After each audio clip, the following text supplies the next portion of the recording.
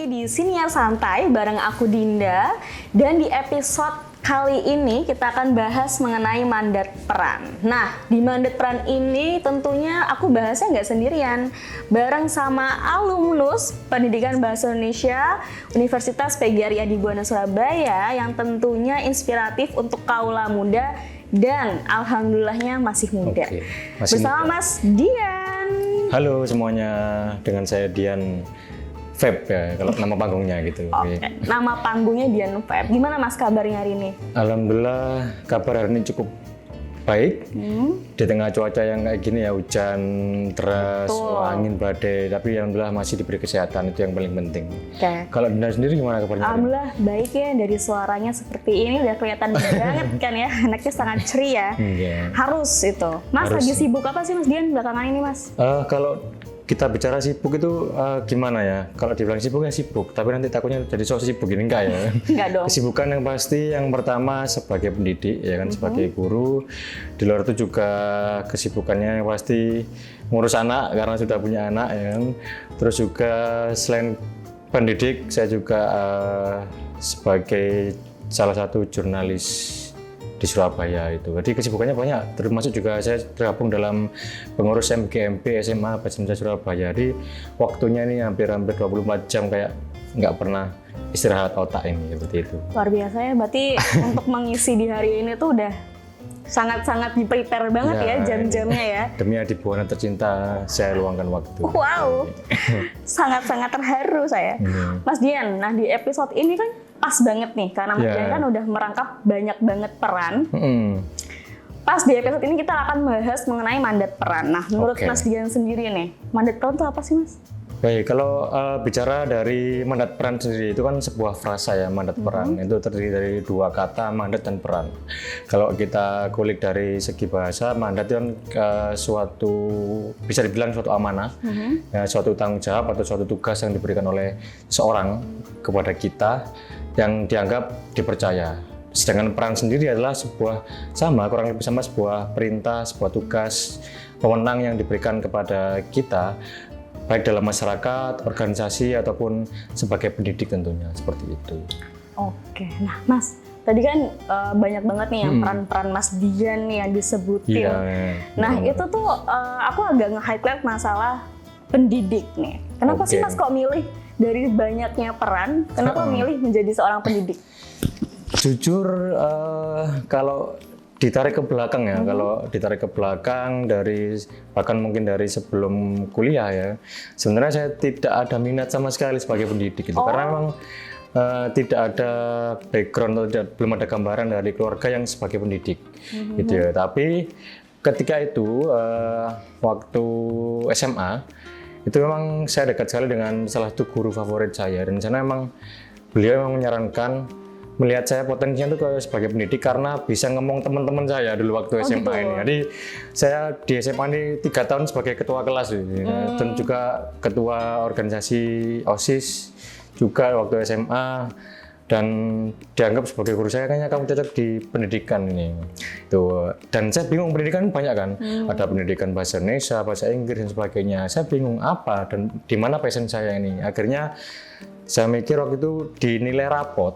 Nah, saya lihat di nilai rapot itu paling tinggi itu dari SMP bahkan sampai SMA itu bahasa Indonesia yang paling tinggi gitu. Akhirnya dan memang saya suka bahasa dari SD, sudah pernah ikut lomba puisi dan sebagainya. Nah, akhirnya saya milih ketika waktu itu daftar di Adibuana, saya mantap di pendidikan bahasa Indonesia, dan itu sebagai awal cerita saya sebagai pendidik. Dan lambat laun ketika saya lulus kuliah, saya mikir ketika saya kuliah sebagai atau jurusan pendidikan bahasa Indonesia nih ya kan dirasa sayang ketika saya tidak memanfaatkan itu, dan tanggung jawab moralitas saya sebagai pendidik di kuliah pendidikan, maka saya harus juga menyemplung di dunia pendidikan. Apalagi memang saya sangat cinta suka sekali dengan berkumpul dengan anak muda, pelajar muda-muda ini. Saya sangat senang ketika dekat dengan mereka, di stres itu hilang, walaupun kadang jengkelin ya gitu. Gitu. Tapi tetap ada rasa kita tuh sama mereka tuh kayak dihargai, kita tuh kayak dianggap sebagai orang yang luar biasa oleh mereka. Jadi saya juga bisa ngomong mereka, tapi juga saya juga merasa dekat dengan mereka dan dihargai oleh mereka seperti itu. Akhirnya saya memilih saya memilih sebagai seorang pendidik seperti itu. Nah, seorang pendidik sendiri nih Mas, itu kan perannya di sekolah udah full banget ya. Dan setelah full sekali. Mas Dian menjelaskan kenapa kok mau menjadi seorang pendidik sendiri itu cukup banyak ternyata peran yang dilakukan. Nah, kalau udah pulang ke rumah itu kan udah perannya berganti menjadi seorang suami ya kan, dan juga sebagai ayah dan masyarakat tentunya. Nah, untuk peran guru sendiri tuh masih nggak ya kalau Mas Dian udah pulang ke rumah atau mungkin bergabung dengan masyarakat lain itu masih nggak kebawa nurani seorang guru tersebut? Pastinya profesi sebagai seorang pendidik atau guru itu saya rasa tetap melekat ya, sama seperti beberapa profesi, contohnya seperti polisi, TNI. Di masyarakat akan tetap sebagai pahlawan. Begitupun dengan guru. Di masyarakat pun juga sama dianggap sebagai pahlawan. Kadang oleh masyarakat, karena saya masih muda ya, dipanggilnya sebagai Mas Guru, nah, itu seperti itu. Mas Guru ya seperti itu. Nah, maka dari itu saya menganggap bahwa masyarakat dimanapun saya berada, peran pendidik atau guru ini tetap melekat pada diri saya. Bahkan juga ke tetangga-tetangga, ke anak-anak tetangga ini juga kadang datang ke rumah hanya untuk meminta tolong buatkan puisi, buatkan pantun, karena tahu mereka saya guru pendidikan bahasa Indonesia gitu, guru bahasa Indonesia itu seperti itu. Berarti terus ya Mas ya? Bahkan ke istri, ke anak pun juga tetap menganggap saya sebagai ayah yang nantinya mungkin dia menganggap saya adalah guru di dalam kehidupannya untuk menginspirasi dirinya. Oke. Mas, nah kita balik lagi di lingkupan sekolahan. Nah, di sekolah sendiri itu kan paling sering yang salah paham sama perannya. Kadang kalau di sekolah kita pasti ketemu sama 3 tokoh ini nih. Guru, siswa, dan juga orang tua. Nah, mengenai peran, ketiganya tuh ada nggak yang salah menempatkan perannya masing-masing?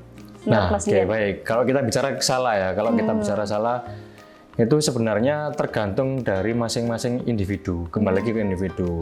Terkadang saya pun sebagai seorang pendidik atau guru, itu pasti kadang ada hal yang salah terhadap siapa? Terhadap orang tua ataupun terhadap murid ataupun siswa. Contoh misal ke murid nih, apa kesalahannya? Misal nih, ketika saya datang masuk ke kelas tapi terlambat, itu ada perasaan kayak bersalah. Loh, mereka sudah semangat datang ke sekolah dari pagi, tapi saya harus masuk ke kelas dengan terlambat. Yang kedua, ketika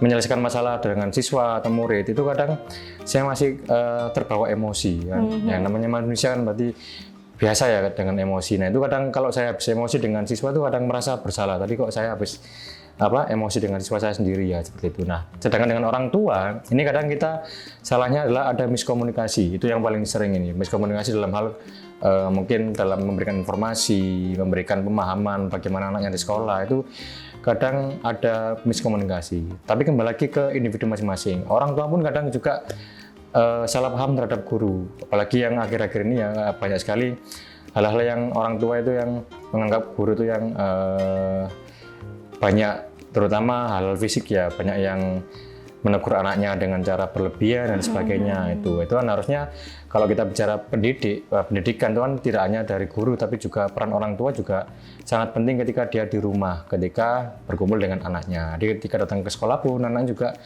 sudah menjadi tanggung jawab saya, tapi kalau udah di rumah kan sudah beda lagi nih. Betul. Perannya kan sudah ke orang tua.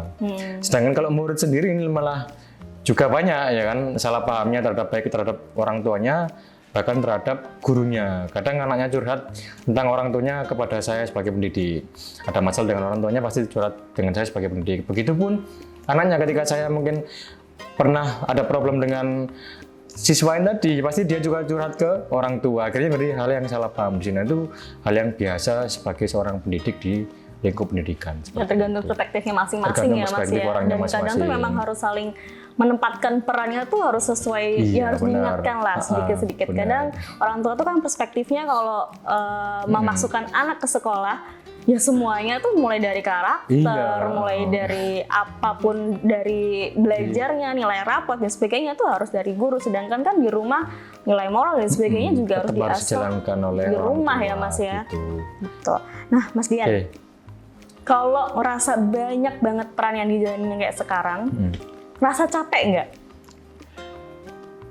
Sebagai pendidik ya, kalau dibilang capek, pasti ada waktu kita akan capek dengan menjadi seorang guru, itu pasti ya kan. Apalagi kalau kita datang ke sekolah, misal di rumah, contoh misal kita ada problem di rumah atau ada masalah di rumah ya kan, ketika datang ke sekolah ditambah masalah lagi ya kan, ketemu dengan anak-anak yang luar biasa, siswa yang luar biasa ya kan, itu pasti capek pasti. Tapi capek itu akan hilang ketika kita berangkat dari rumah ketemu dengan murid-murid kita yang sangat luar biasa itu, dan mereka tetap tersenyum dengan kita itu. Nah, mereka salah pun tetap mau minta maaf dengan kita, tersenyum dengan kita, menyapa kita, itu akhirnya capek yang dirasakan tuh akhirnya lambat laun akan hilang.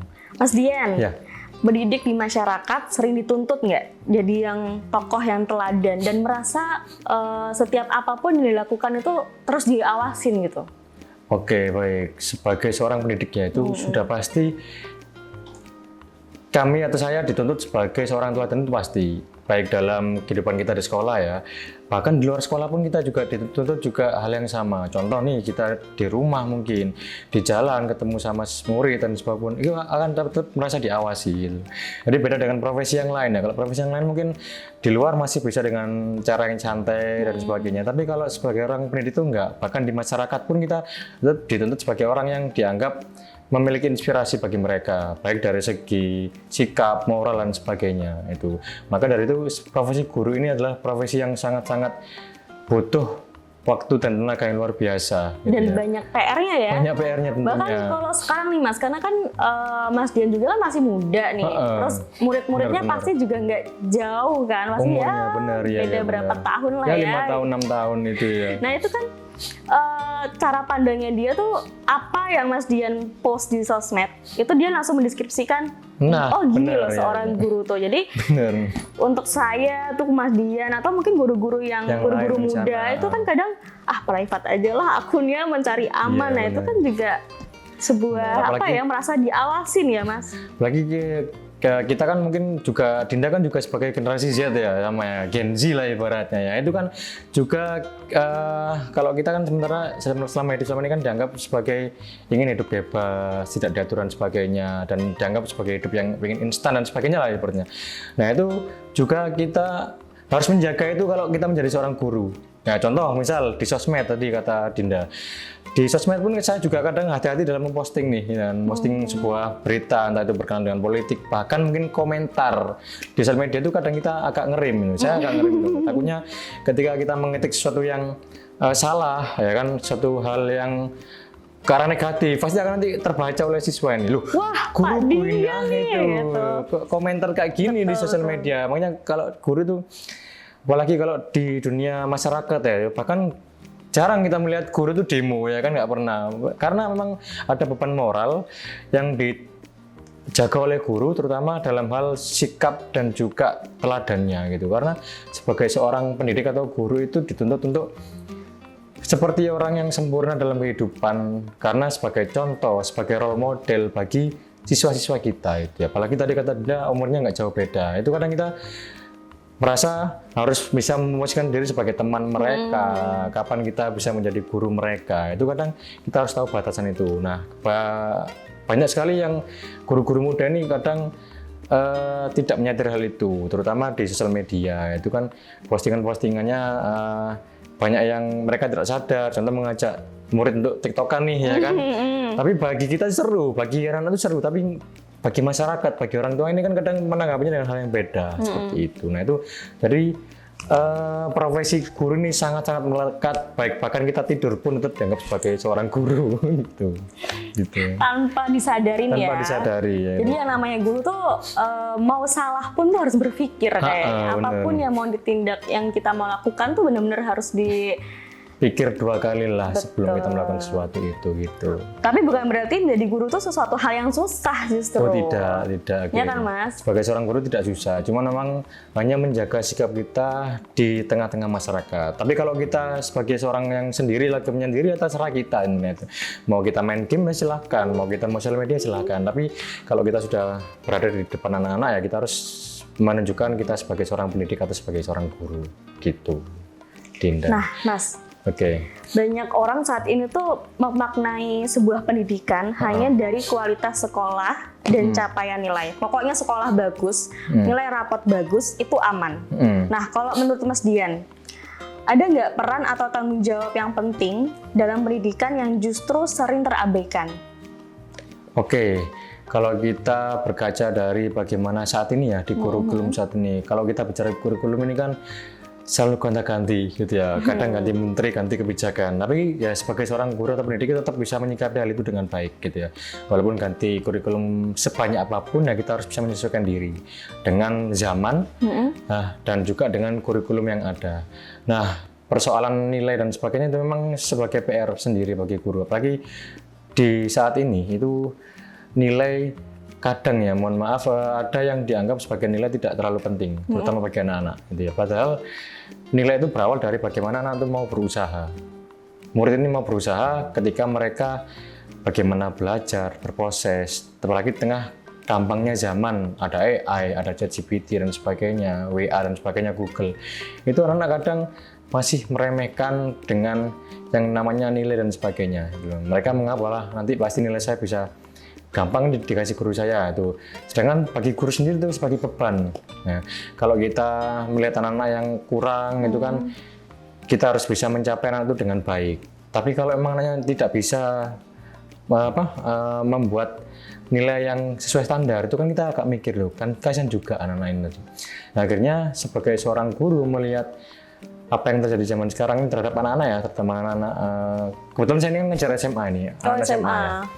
Ngajar SMA. Nah itu kita ini harus benar-benar bisa menyikapinya dengan bijak terhadap mereka. Bagaimana mereka bisa membatasi diri dengan sosial media, dengan AI, penggunaan AI, kemudian juga dengan bagaimana mereka dengan game nih. Nah ini yang VR juga, game online itu sangat-sangat luar biasa ini.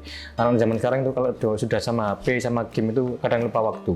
Kadang lupa kalau dia harus belajar dan sebagainya itu. Itu yang menurut saya harus bisa, lebih sebagai seorang pendidik ya harus bisa memetakan anak-anak yang memang harus membutuhkan bimbingan khusus sama yang memang dia sudah dari lahir diberikan kesempurnaan dalam berpikir dan sebagainya, seperti itu.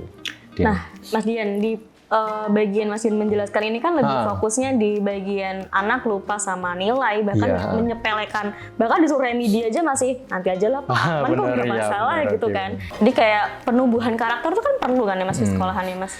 Masih sangat-sangat perlu ya, apalagi kita lihat anak-anak pelajar-pelajar zaman sekarang ya, baik SMA atau bahkan SMP ini secara karakter ini kadang tidak dipandang dengan baik, baik antara dengan pendidik maupun dengan masyarakat, terutama dengan mudahnya teknologi yang bisa dijangkau oleh mereka. Mereka menganggap bahwa dengan teknologi loh saya sudah bisa belajar, dengan teknologi loh saya sudah bisa melakukan segalanya loh, dengan AI dan sebagainya, sehingga mereka membuat diri mereka itu tanpa guru pun saya sudah bisa berpikir sendiri. Tapi mereka melupakan bahwa ada di dalam masyarakat itu harus bagaimana bisa menyatu dengan mereka dari segi moralitas, adab, sopan santun. Nah itu kan juga harus dipikirkan. Nah, ini PR dari seorang pendidik nih, bagaimana terutama juga di kurikulum juga ya. Di kurikulum ini kan karakternya sepertinya masih kurang dalam hal digaungkan kepada anak-anak itu ya. Padahal itu sangat penting moral. Karena apa? Kita lihat saat ini di kalangan anak-anak sendiri tuh sangat gampang sekali mereka tuh bisa terprovokasi, ya kan, baik itu dengan temannya, dengan keluarganya, atau bahkan dengan masyarakat sekitar gitu. Mereka kalau sudah terbawa dengan arus yang negatif, mereka akan ikut gitu. Dan mereka tidak punya yang namanya moralitas yang dipegang ataupun idealis yang mereka punya itu. Kalau misal contoh ya kan, bolos sekolah. Ya, bolos sekolah. Anak-anak ini menganggap bahwa bolos sekolah itu sudah hal yang biasa karena teman-temannya melakukan. Ya, juga beberapa pelajaran yang sudah merokok. Kapan hari kan ada kasus yang guru menampar murid itu kan karena merokok itu kan. Itu memang secara moralitas gurunya salah itu kan. Memang dengan cara menampar tadi. Tapi kan mungkin sudah capek ya, sudah beberapa kali mungkin gurunya menegur tapi tidak direspon dan sebagainya, akhirnya gurunya kelewat batas hingga akhirnya menegur dengan cara menampar. Tapi itu kembali lagi, anak sekarang memang secara karakter dan moralitas mereka meremehkan, menganggap bahwa guru dikasih tahu guru apa sih ya gitu kan, seperti itu cara garis besarnya. Tapi kembali lagi bahwasanya karakter anak zaman sekarang ini memang sudah beda dengan zaman Betul. Dinda juga mungkin dulu ya. Kita betul, dengan guru tuh sangat-sangat formal, sangat bahkan kalau guru lewat itu kayak iya ibu, ya menyapa. Orang sih enggak, ada beberapa yang memang ketika ketemu guru ya udah cuek aja nih ya kan, ngelengos saja lah ibaratnya. Tapi padahal harusnya kan moralitas mereka harus tetap dijaga, nggak hanya di sekolah tapi di masyarakat. Dengan mereka sering menyapa guru, di masyarakat itu juga sama. Mereka bagaimana bisa menyapa masyarakat, menghargai masyarakat, sehingga masyarakat pun juga menganggap bahwa pendidikan zaman sekarang ini tidak jauh beda dengan ketika mereka dulu seperti itu. Nah, berarti kan gini Mas, mengingatkan bahwa sadarnya peran masing-masing itu kan memang agak sulit ya. Iya, Bahkan seorang guru pun untuk menasehati siswanya untuk menjadi peran karakter yang seperti ini loh, seperti di masyarakat itu nggak harus guru loh harus yang mengingatkan. Bahkan orang tua pun harus ikut andil. Nah, kadang peran-peran seperti ini justru kadang disalahartikan gitu. Kadang guru mau memberikan saran, bahkan anaknya sendiri yang modelnya anak-anak sekarang kan itu mengenai mental health aku gitu ya. Aku nggak bisa nih, aku anti kritik, pokoknya anti sosial, aku nggak mau kena masukan apapun. Nah itu kan aslinya tuh serba salah kita yang menjadi seorang pendidik ya Mas Hanya aslinya. pengalaman juga nih Dinda nih dengan pendidikan ini ya. Iya. Sebenarnya juga guru juga nih kayaknya Dinda ya. Anda juga seorang pendidik Mas. Oke, sama berarti ya. Jadi juga mengalami guru milenial seperti saya, guru-guru Gen Z seperti ini dan bertemulah sama anak-anak Gen Z yang ternyata saling bertabrakan di situ dan mengambil celahnya tuh agak lumayan PR buat kita. Dimana kita kadang memberikan respon berlebihan, dia juga responnya berbeda. Bu, kok baper sih Bu? Nah itu tuh kadang agak lumayan PR untuk menumbuhkan karakter. Itu padahal penting ya Mas di lingkungan masyarakat penting. ya Mas. Jadi karena zaman sekarang ini bahwasanya mereka kurang bisa menempatkan diri aja sih. Bukan, itu juga menjadi PR sebagai seorang pendidik ya. Bagaimana kembali lagi ke pendidik juga, bagaimana bisa memetakan posisi dia sebagai seorang pendidik, sama tadi yang saya sampaikan sebagai seorang pendidik dan juga sebagai seorang teman bagi mereka. Karena anak Gen Z sekarang ini kayak butuh support sekali. Bener. Gitu. Kayak orang sistem, gitu. darah rendah ya Mas, dikit-dikit harus disemangatin, dikit-dikit harus hayo kamu pasti bisa kayak gitu loh. Jadi yang tertanam di dia tuh aku butuh semangat, aku kalau nggak disemangatin aku nggak akan semangat gitu. Itu. Nah menumbuhkan peran-peran yang seperti itu tuh kayaknya susah, apalagi optimis itu kayaknya harus benar-benar PR lah. Sangat-sangat menjadi PR kita sebagai pendidik yang juga Gen Z sekarang ini. Nah Mas Dian, mengenai peran nih, cara tetap setia sama peran yang sekarang Mas Dian jalanin, gimana caranya biar tetap setia tuh? Oke, berbicara peran dan kesetiaan ya, ini dua hal yang cukup menarik kalau kita bicara kesetiaan dengan apalagi profesi pendidik. Ya jujur, kita sebagai pendidik itu emang ada sisi kadang, aduh kok bosen ya jadi guru, wah bosen ya aku ketemu anak-anak dan sebagainya. Tapi kembali lagi bosnya ada moralitas yang harus dijaga di situ. Bahkan sebagai seorang pendidik itu akan harus tetap menjaga nilai-nilai moralitas yang dimiliki oleh seorang pendidik. Jadi kesetiaan itu nanti akan mengalir. Dari mana? Harus sadar dari diri sendiri dulu. Bahwasanya saya ini seorang pendidik.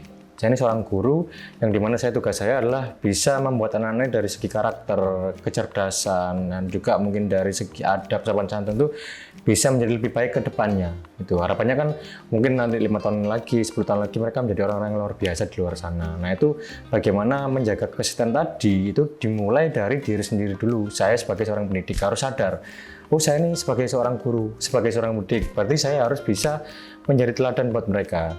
Bagaimana saya bisa menjadi seorang contoh bagi mereka, sama seperti kata pepatah kan ya kan, guru kencing berdiri, murid kencing berlari. Nah itu kan akan tertanam ke mereka. Kalau gurunya salah, pasti mereka akan mengikuti dengan hal yang sama. Nah, makanya dari itu sebagai seorang guru itu harus bisa sadar dulu dari diri sendiri, termasuk mungkin Dinda juga sebagai seorang pendidik ya pasti harus sadar diri dulu.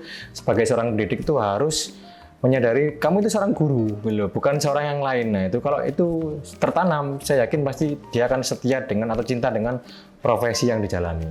Gitu. Setia dan cinta ya, semua itu pasti butuh waktu ya kan, nggak ada yang namanya tiba-tiba aku jatuh cinta, tiba-tiba aku setia ya kan, nggak ada. Apalagi jadi seorang pendidik itu kan memang PR-nya banyak banget. Apapun perannya, nggak hanya seorang pendidik, memang kita harus mencintai sesuatu itu memang harus perlu waktu. Dan nggak kabur-kaburan ya kan Mas. Nah, apalagi di ghosting, ditinggal tuh kayaknya enggak ya Mas. Sakit sekali kayaknya. Pengalaman sekali kayaknya masalah percintaan. Oke. Mas Dian. Kalau ada yang lagi di fase belum menemukan atau lagi terombang-ambing dengan dirinya dan atau mungkin sedang menjalani perannya, tapi dia belum mendapatkan feel-nya. Nah, gimana tuh Mas sarannya buat dari Mas Dian buat ke teman-teman?